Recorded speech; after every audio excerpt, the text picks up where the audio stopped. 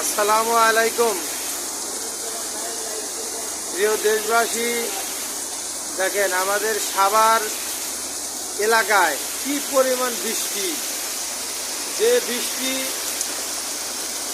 কথা না বললেই নয়। যে দেখেন কি পরিমাণ বৃষ্টি হচ্ছে, যে পানি ঢল নামছে এখান দিয়ে। রে বৃষ্টি, এইরকম বৃষ্টি আর দেখা সৌভাগ্য কতজনের হয়।